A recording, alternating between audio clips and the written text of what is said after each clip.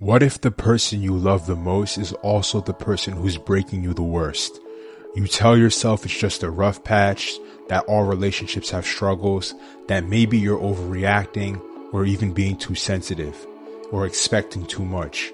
But deep down you feel it. You feel that aching exhaustion, that constant anxiety, that slow disappearance of who you used to be. You might even hear this and think I'm being too harsh or we're overthinking it. But let's talk about it, because what I do know for a fact is that love is not supposed to destroy you, and the person who chips away at your mental health cannot be the love of your life. We live in this illusion of difficult love. We've been sold the idea that love is supposed to be hard. Movies, books, and social media, they all romanticize the struggle. They glamorize the idea of passionate fights, toxic jealousy, emotional chaos, and then that all gets painted as proof that you care or that what you have is real. But here's the truth. Healthy love isn't chaos. It's not supposed to feel like a battle for survival. If every conversation feels like a landmine, if you're constantly questioning your worth, if their words cut deeper than anything else in your life, that is not love. That is destruction disguised as devotion. And there are many subtle ways that toxic love breaks you. Not all toxic relationships are obvious. Sometimes it can be about loud fights or clear abuse, but sometimes it's about smaller things that tend to go unnoticed. For example, the guilt trips, when they make you feel bad for expressing your emotions. The silent treatment, when they withhold affection as some sort of punishment. Then there's the gaslighting, when they make you doubt your own reality. The unpredictability, when you never know what mood they'll be in, so you're constantly walking on eggshells. The exhaustion, when just being around them drains your energy instead of filling you with warmth. These are the slow, quiet killers of your mental health. They don't just hurt you in the moment.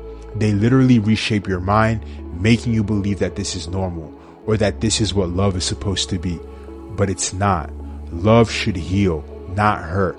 Real love doesn't leave you feeling small. It doesn't make you question your worth or manipulate you into staying in a cycle of pain. Real love feels like peace. It's knowing that your partner is your safe space, not your source of anxiety. It's feeling emotionally nourished, not emotionally starved. It's arguing in a way that leads to understanding, not in a way that leaves you in tears every single time. The person who truly loves you will never weaponize your insecurities. They will never make you beg for their attention, their kindness, or their respect. They will never leave you feeling like you have to earn their love every single day. And I feel like a lot of the times we already know a lot of this stuff, yet we continue to stay in relationships that hurt us. Why? The answer isn't simple, but here are a couple of the reasons that are probably the reason why we do stuff like that. Number one, familiarity feels safe. If you've grown up in an environment where love was unpredictable or conditional, your brain might mistake toxicity for normalcy. Number two, there's the fear of being alone. You convince yourself that something is better than nothing, or that loneliness is worse than pain. Then there's that hope that they'll change. You see glimpses of the person they could be, and you cling to the idea that one day they'll become that version permanently. Number four, the self-doubt. When someone constantly undermines your worth, you start to believe them. You start thinking that maybe you're the problem. Number five, the highs of the relationship are addictive. Toxic love often comes with extreme highs and very extreme lows. The lows are crushing, but the highs, they make you feel invincible, and that creates a cycle that's hard to break. But here's the thing, your love should not be a gamble. It shouldn't feel like a slot machine where you keep pulling the lever hoping for the next high. Because love, true love, should be consistent. It should be steady.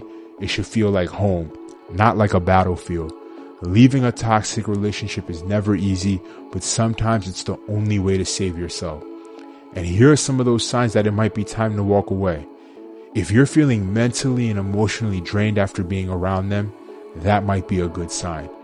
Number two, your self-esteem has taken a hit since being with them. Your partner should uplift you, bring out the best version of yourself, push you closer to your dreams and the best version of yourself. Number three, You constantly feel anxious or afraid of their reactions. You started isolating yourself from friends and family. You make excuses for their behavior instead of holding them accountable. You feel more pain than happiness in the relationship. If any of these sound familiar, it might be time to ask yourself, is this actually love or is this self-destruction? It's not selfish to choose yourself. Walking away from someone you love, even someone who's hurting you, is one of the hardest things you'll ever do. But despite everything, there are still moments where they are kind. There's still memories that make you smile, and there's still a version of them that you wish could last forever. But choosing yourself isn't selfish. Your mental health matters. Your peace matters. Your happiness matters. And the right person will never make you feel guilty for protecting your own well-being. I'll leave you with this before I go. At the end of the day, love should be something that builds you up, not something that breaks you down. The person who is truly meant for you will never be the reason you lose yourself. So if you're in a relationship that's damaging your mental health, know this: you deserve better, and better exists.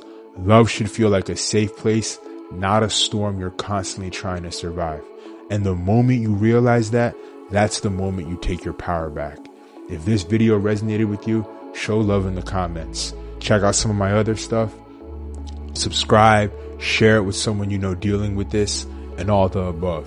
I'm thankful for all the love I've gotten so far. I look forward to seeing you in the next video.